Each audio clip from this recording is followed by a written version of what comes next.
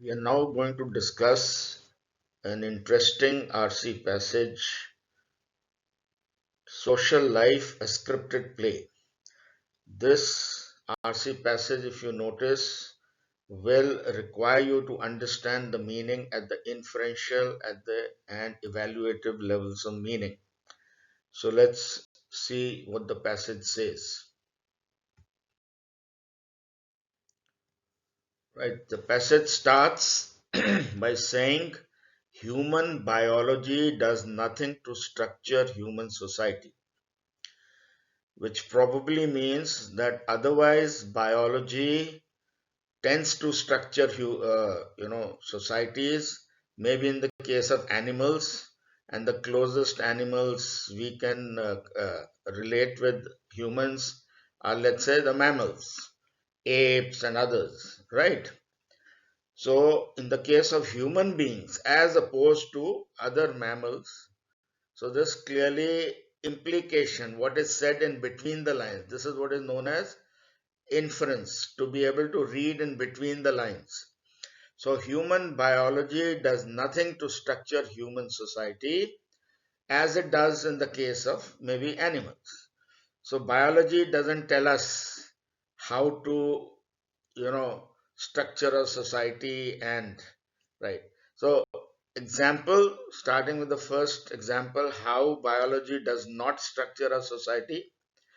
With age, we all become enfeebled, physically weak, mentally, let's say, slow in our responses, right?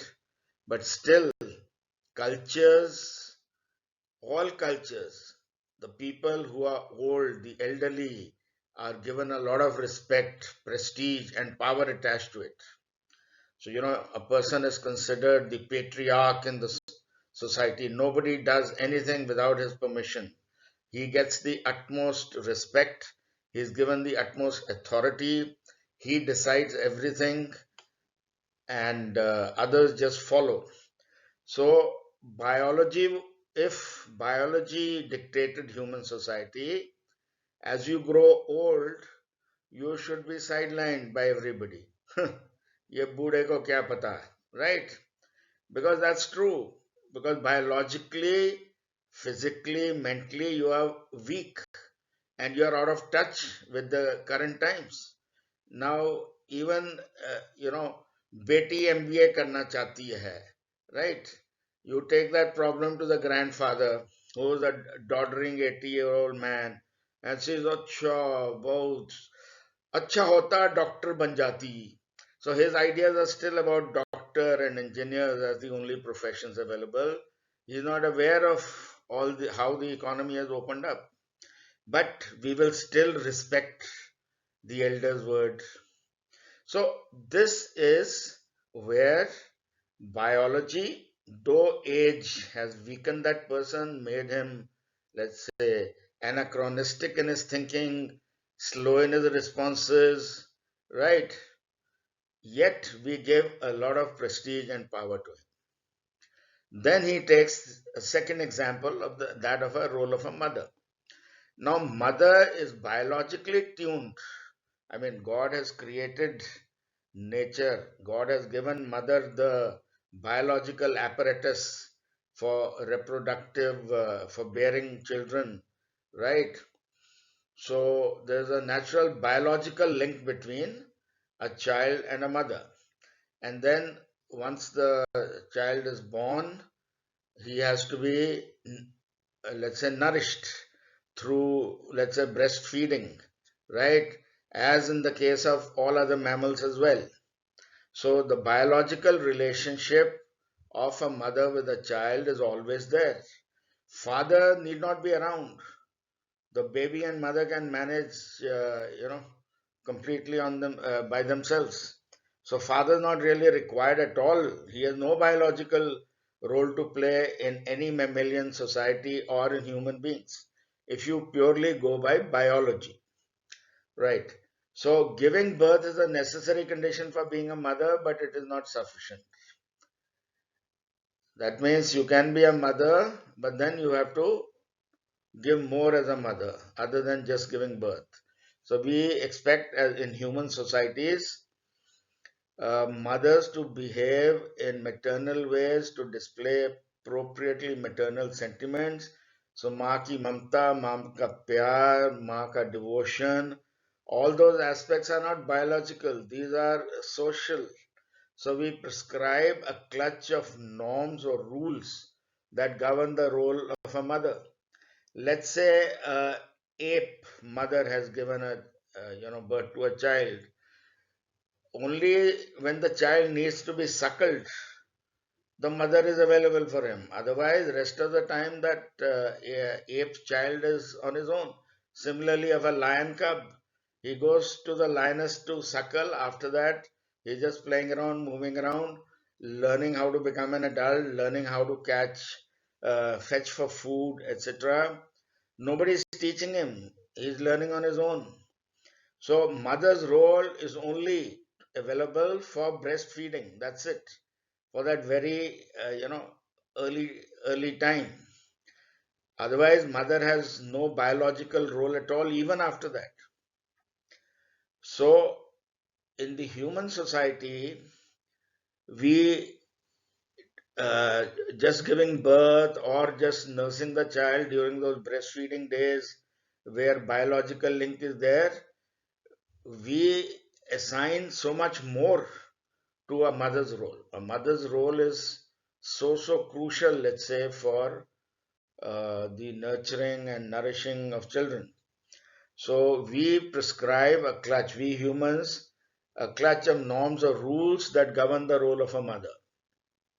So naturally, her social role as a mother, right, which is of constant care, even while sleeping, a mother dreams, oh, bete ki के ऊपर चादर मैं डाल दूं, वो he would have kicked it, with his legs. So she goes and again puts the bed sheet on the child or the blanket on the child. So this is the kind of norms that we ascribe to a mother, that she should be 24/7 a mother, where her only concern is whether the child is safe, he is looked after, he is given positive strokes, physically he is cuddled, given showered with love. So all this aspect are norms which are part of human society. But that makes the social role independent of the biological role. Role finishes, let's say, first 6 months of breastfeeding, and more or less that's it. You can breastfeed for longer and give solid foods along with that. But after that, biologically, there is no connection between the mother and the child, right?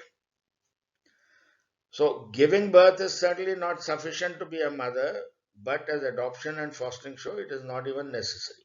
So, he is further saying that even if you don't, you can still be a mother, even if you adopt a child, because finally it's the social role of the mother. Then the biological role, when you adopt or foster, as a foster parent, your biological role never existed, but you are now otherwise a mother, and your social role starts. Okay, so by the example of elderly and mother, he has made his first point that human biology does nothing to structure human society, except for that biological link between the mother and the child during the breastfeeding phase, which he doesn't say so, but that is obvious to us because that we know, because we are comparing with as compared to other mammalian societies or other mammals. Right. Let's proceed further. The fine detail of what is expected of a mother or a father or a dutiful son differs from culture to culture. So let us see in the Indian traditional culture. So behavior is coordinated by the reciprocal nature of roles. So that in human society, social roles are not defined by biology at all. It is coordinated by reciprocal nature of roles. Husband and wives, parent, children, employer, employee, waiter, customer. So this guy is talking of waiter customer because he is a Western writer, right? Teachers, pupils, warlords, followers, each makes sense only in relation to the other. So now let us see in our traditional culture, husband and wives. What are the norms? Norms are that husbands and wives will be faithful to each other. Husband will care for his wife, will love his wife, will respect his wife, will look after her safety. Even our marriage vows say a lot of things. So that the marriage vows that Indian, boys and girls take at the time of marriage actually define, give the norm of what husband and wife should do. Wives again should respect, love, care, etc., and they should bear children to their husbands. They should look after the husband's parents because obviously joint family system, and so on and so forth. Parents and children in our society, again, very important role. Both father and mother. Mother more emotionally invested with the children. Father's role more disciplining, guiding, teaching, educating, etc. That kind of a role. Children's role: respect elders, be obedient, follow whatever they say because they totally care for you, even if the reality is different, right? So children have those norms. Employer and employee, you as an employee are like an annadata for your employee, and that's the way you have to treat them. You can't be harsh, etc., etc. Employee has to be totally loyal and serve and compliant. No talk, back talk against, no insubordination.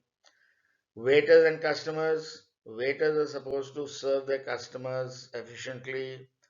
Uh, Customers should be polite and respectful to waiters. Teachers and pupils, again, in our culture, have a very crucial, let's say, traditional culture, the very crucial reciprocal role, just as maybe a father and parents and children. So that you are aware of. Then warlords and followers. So warlords of, let's say, certain smaller societies. Let's say Genghis Khan and his followers when he was a small tribe. So obviously, total loyalty to the warlord, total willing to die for him, right? And warlord has to make sure that everybody remains united, and as a society they function efficiently. Every person in the tribe is looked after. So all these roles are in reciprocal in nature, and they make sense only in relation with the other. You're a follower. Without a warlord, you can't be a follower. You're a child. Without a parent, you can't be a child, and so on and so forth. Right? So therefore, this metaphor. So you have these norms. So you got to act out as per the norms. So the metaphor of an actor in a play neatly expresses the rule-governed nature or scripted nature of much of social life and the sense that society is a joint production. We are all acting in a play. It's a joint production. Parents, children, teachers, pupils, etc. They are following rules. Their role is given script. The director has given you a script.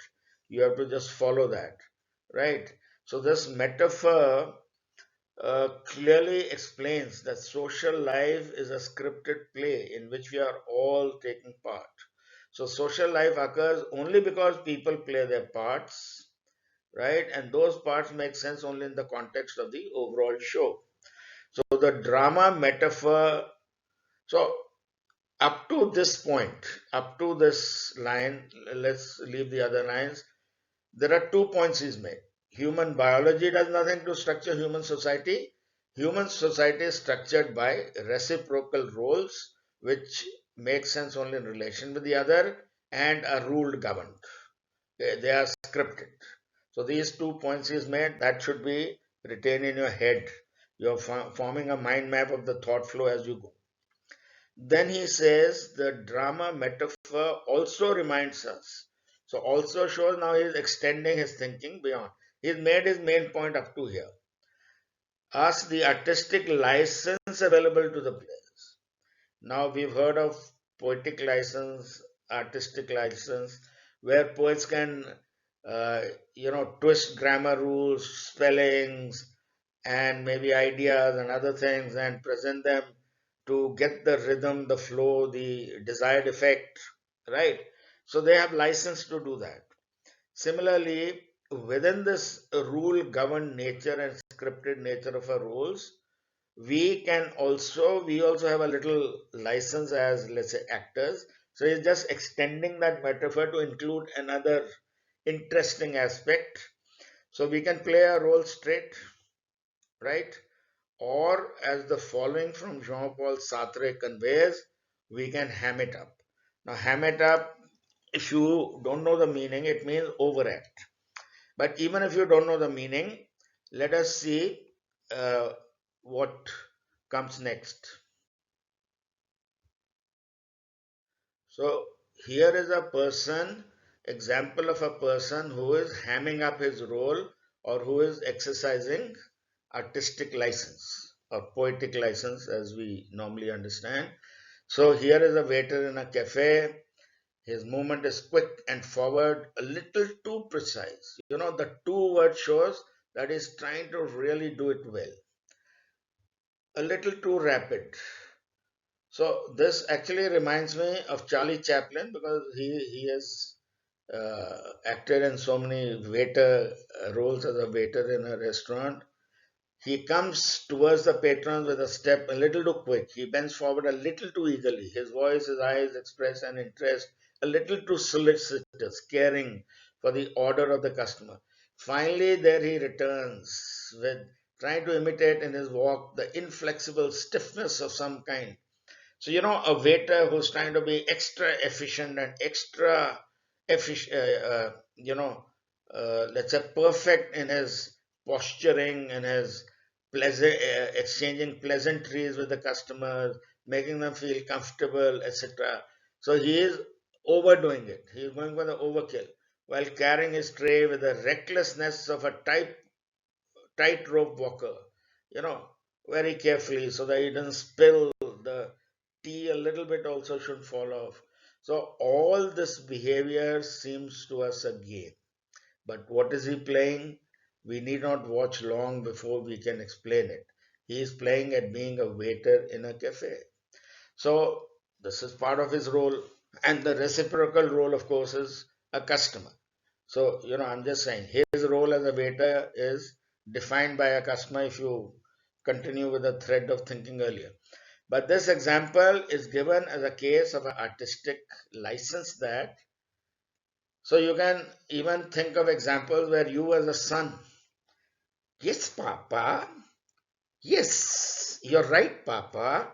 So there are times you as a kid try to play your role as a son or as a daughter in a funny way, only trying to be very correct in your behavior or traditional in your behavior as expected by society or something.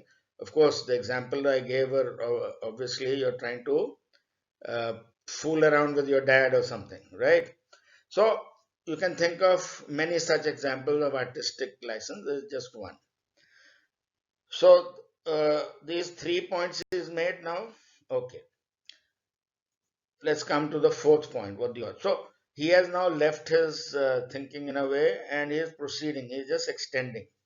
So the American sociologist Irving Goffman built an influential body of social analysis on elaborations of the metaphor of social life as drama. So that way, influential body of social analysis means he has written a number of books. So there is so much in that those number of books that he is probably brought out, right? Body is not just one book or one article or something, right? And perhaps his most, so throughout whatever he's saying, perhaps his most telling, his most revealing, his most important point was that it is only through acting out a part that we express character. That means we otherwise are just a person. It's when we play a role of a father or a teacher or whatever, right, that we express character, or the hero of a movie or the villain of a movie, right? That's when our roles get manifested in our actions and our real life, because you are expressing yourself, and that's what then tends to define you. So it is not enough to be evil or virtuous. So you may be actually a good person or a evil person, but you have to be seen to be so. You have to act it out. It should come out that you're evil. That is why if you see old Hindi movies, the hero is a handsome, chocolatey faced guy who is, virtuous. So you got to show a good looking guy only then, because beauty and morality we all mentally associate together. So he should be seen to be virtuous. While the villain, and of course the actions also should be virtuous. Similarly, now if you see the villain, he will have a scar on his face, big mustache or a rough beard, right, gruffly dressed, gruff voice, and he will of course be very violent in his speech and actions, etc., etc. So all that is expressing his character. He is acting out his role to show evil, so that the others, audience or whoever, can see that he is evil. Similarly, a person who is virtuous can be seen as virtuous, right? So his whole body of work, or the social life as drama, this is one of the important points that is a takeaway from all that. Okay, so this is a fourth point that has emerged. Then let's proceed further. There is distinction between the roles we play and some underlying self. So now he's further extending his thinking. Up to now we were up in roles, life being a drama and that being the end of life. But actually what he's saying is we may have an underlying self. Let's say I'm a father. Anyway, we know that we have multiple roles.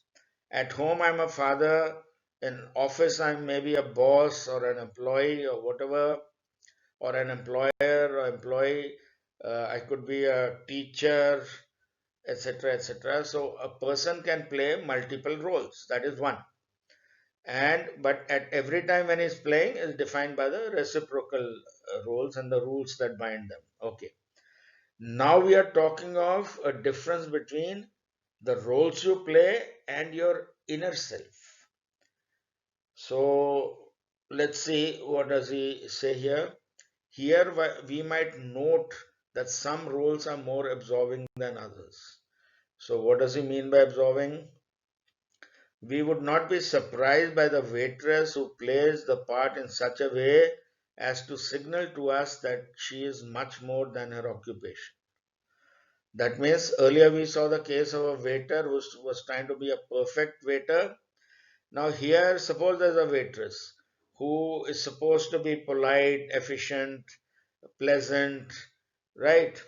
But she comes across as irritable because she's had a fight with a boyfriend, or she is taking time off. She's taking the order, but she's delaying delivery because she's busy talking with her boyfriend on the phone, fixing up for the evening. So the waitress has another life, right?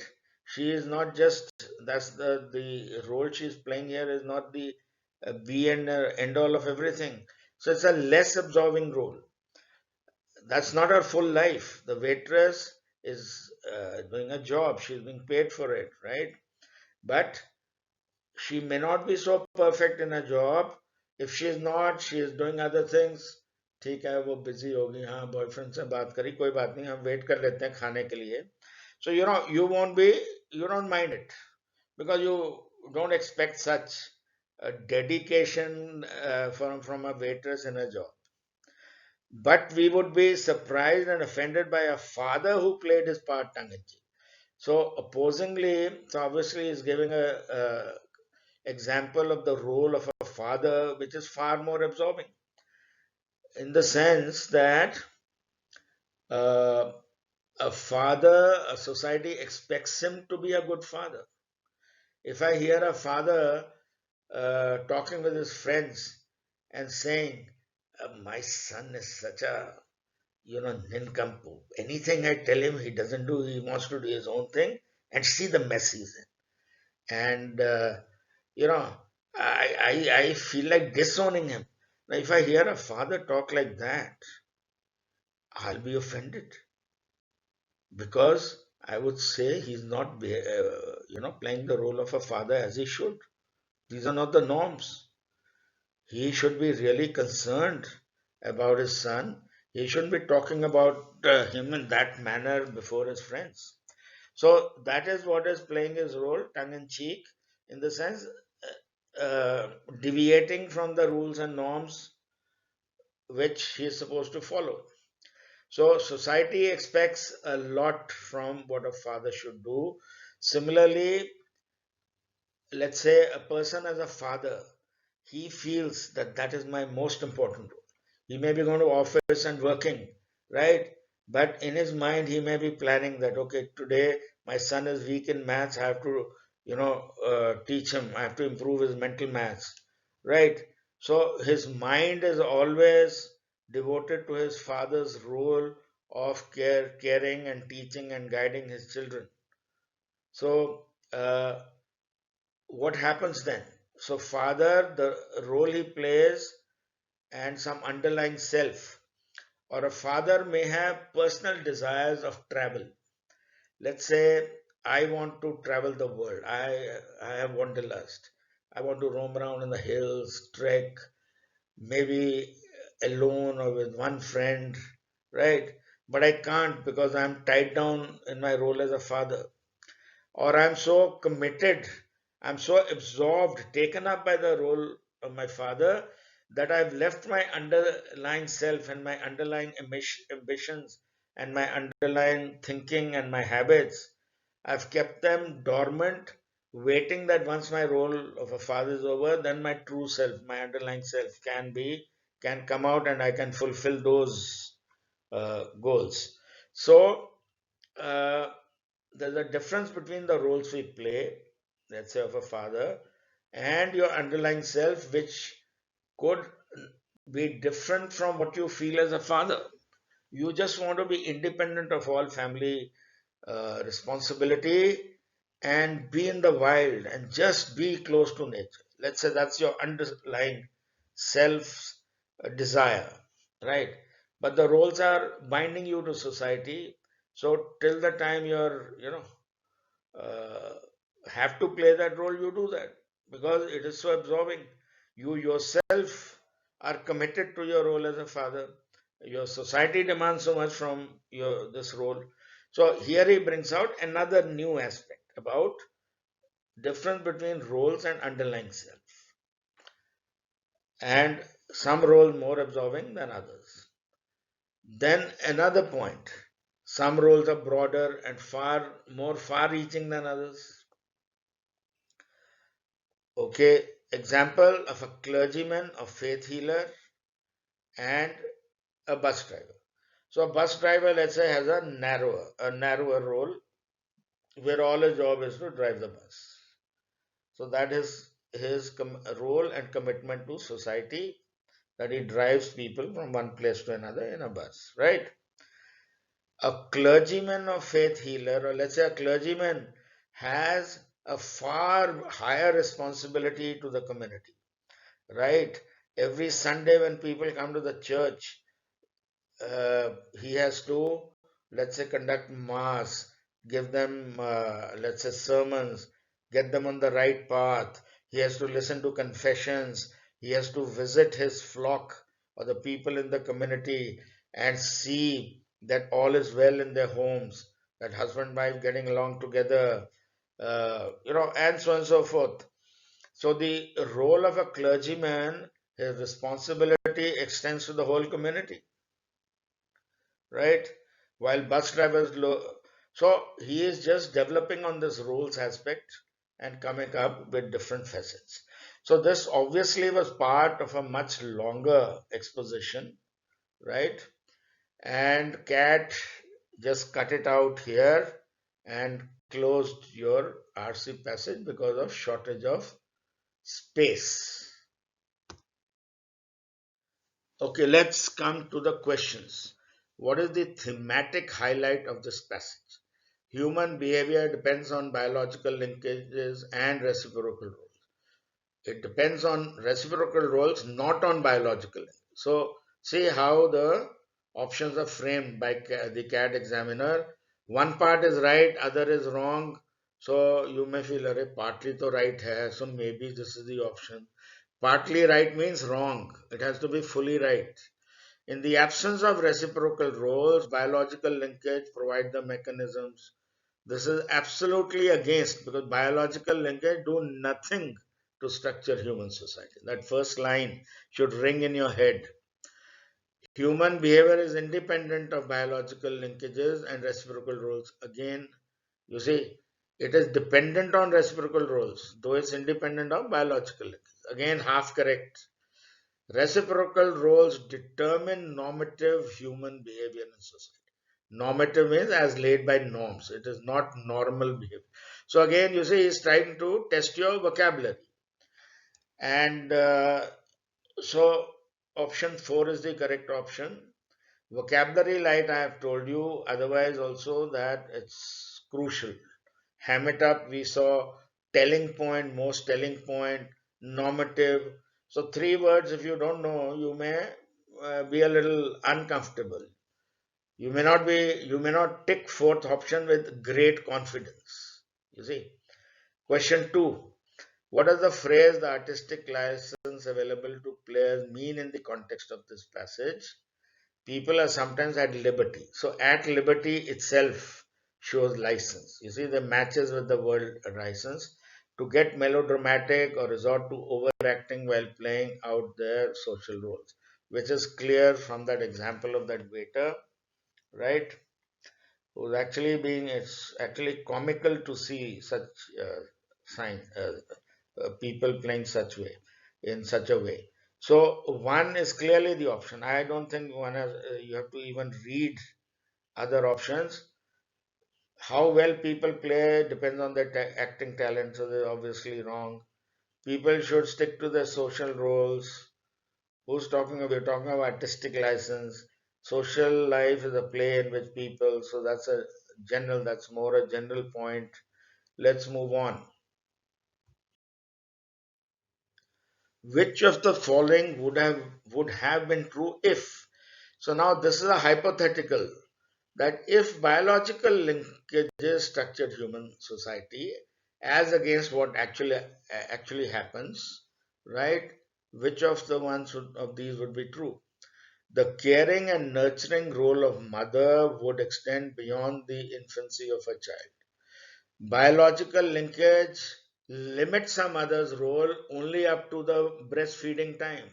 Otherwise, the mother can go to another country and pursue a career while the child can be, left with an aunt.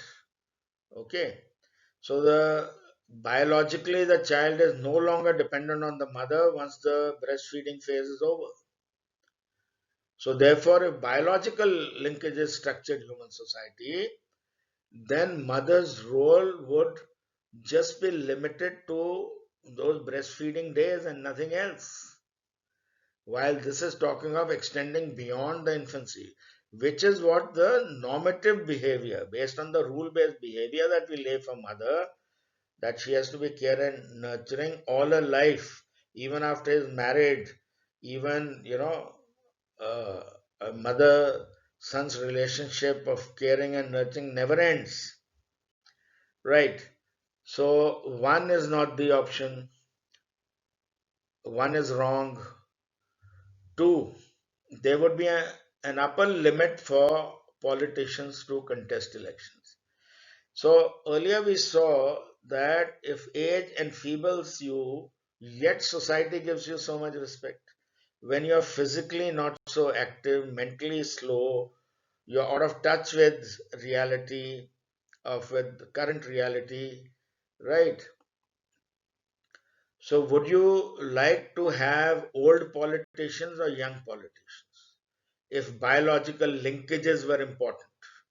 So, if biological linkages structured human society, then one would give more power to the physically and mentally powerful. So, I would like to give it to younger in the sense that in this is not a case of a warlord. Warlord will have to be physically very strong, but a politician should be physically fit with endurance, who can be actively involved in his political work. Plus, he should be mentally sharp, up to date with the current situation to be able to perform. We don't want, old doddering politicians who can't move out from the chair and visit their constituency and see how the people are doing, right? So, there should be an upper limit for politicians if biological linkages mattered, if age mattered, if biological age actually mattered. So, 2 fits in that age should be within a certain spec, uh, spectrum for a politician to be able to function as a politician. So, people who are very old should not be allowed while, uh, so that is if you take biological considerations into effect. But otherwise, we find that most of our politicians are in their 70s and even 80s. Okay, so that is what actually happens. But we are talking about hypothetical situations, so 3, 2 is the answer. Now let's look at others in any case. Warlords, though physically weaker, would dominate their followers. Now, warlords are of a barbarian tribe or something where physical brute force is very important for followers to have respect for the warlord. So warlord who's tough and physically, and wrestling or other fights takes place and he wins over others, then everybody respects him.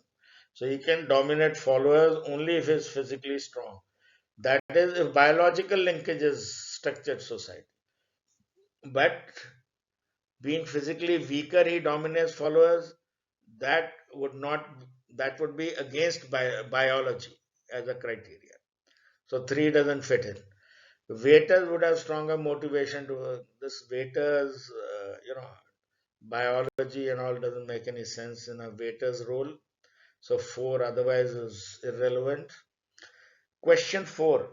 What can be inferred from the father who plays his part tongue in cheek? I've already discussed that. So, the father who has a strong character, father who enjoys being a father, father who overlooks his parental duties, the father who plays his role in an interesting manner. So, overlooks. You see, again, the word overlooks. If you miss this word, the negative overtone of overlooks, the father who overlooks, that means who doesn't perform his duty with dedication and commitment. He overlooks his commitment to his son and bad mouths about him and criticizes him constantly, right? So that is a father who plays his part tongue in cheek, and we as a society will be surprised when we see such a father. Which one of the following would be the most suitable title? All the world's a stage. Now, all the world, we are talking of human society, social life. So that's a little far fetched. Social life is scripted play. Now, that's clear. Scripts are given, it's a joint production. So it's very clear that this makes the most suitable title. Biology's destiny has an entirely different meaning. Let's say Ashwarya Rai, who's so beautiful, her biology, her being beautiful, defined her destiny as a Miss World and so on and so forth, right? Biology, key to human behavior, that is opposite of what has been said in the passage. 6. Which of the following statements would the author most agree with? Social roles can vary between narrow and broad, between absorbing and boring. So he will agree between narrow and broad with that example of bus driver and that clergyman, between absorbing and let's say less absorbing. Yes, boring obviously is a miss. So boring makes this. He'll agree with part of it. He'll not agree with the second part of it. Right. Social roles and biological roles sometimes coincide. Yes, that of a mother's biological role for that first, let's say, 6 months, right? And a social role, both are moving concurrently. Biological role finishes, social role continues for the rest of her life, right? So, yes, this is true. He would agree with this to whatever extent. People are defined by the social roles they play, whether they're evil or they express character. They have to be seen to be evil or virtuous. That was the most telling point of that sociologist's whole work, body of work that he has made. So, obviously, the author would most agree with. So, in most agree with, you must understand, just like critical reasoning, where which of the following most strengthen the argument above or the conclusion above or most weaken. So most in questions with the most, other options should or may be possible, but one or you got to choose the best option, the most one. So three is most agree with, because the emphasis, the most telling means most revealing, the most important point that guy has to say throughout his full body of work. Now there can be nothing more important than that. So three is obviously the answer. People have distinctive character different from the social roles. So that part about underlying self and all that was also mentioned. So that is also, let's say, to somewhat he'll agree. But three is what he would agree with most. Okay, last question. It has been claimed in the passage that some roles are more absorbing than others. That we recall, right? Where the example of a waitress, less absorbing role, father, more absorbing, and father, if he doesn't play his role properly, we end up being surprised, right? So, according to the passage, which of the following seems appropriate reasons for such a claim? Some roles carry great expectations from the society, preventing manifestation of the true self. So, the role is different, social role is different from your underlying self, but as a father, the expectations from everybody in society is such that you cannot slip up at any stage. You have to remain fully committed to that role because that is a far more absorbing role. If you have other ambitions and other, let's say, your true self wants to do other things, you have to suppress that. You have to keep that on the back burner. Okay, so A, yes, that shows that some roles are more absorbing. B, society ascribes so much importance to some roles that the conception of the self may get aligned with the roles being performed. Okay, so let's say so much importance is given to the role of a father that the person starts believing that that's his true self. He is only a father and nothing else, right? So even when he is in office, he's talking to his employees like a father. When he's with friends, he's talking to them like a father, right? Because his whole conception of self has kind of merged into his role and become so absorbing that is it's kind of uh, mixed up with his other roles also. Similarly, let's say a teacher. Let's say I'm a teacher and I'm so absorbed 12 hours teaching in IMS, Times, CL, etc. Right? I come back home and then I talk to my wife like a teacher, my son like a teacher. So my conception of self, I only see myself role as a teacher and nothing else. Okay. So so much importance to the role of a teacher that what you are your own as a integrated identity is kind of submerged in that role. So B again shows the extreme form of how more absorbing it can be. Some roles require development of skills and expertise, leaving little room for manifestation of self. So this is nonsensical. There's no mention of skill, and you can always perform whatever role. You don't. There's no great this thing here. So obviously A and B. So option four. So though this passage was fairly simple, I found that students still had queries on this. Probably because it was some kind of an unfamiliar thought process. They never thought about biology and social and all this kind of a role. So sometimes mere unfamiliarity of the subject matter can unsettle you and confuse you.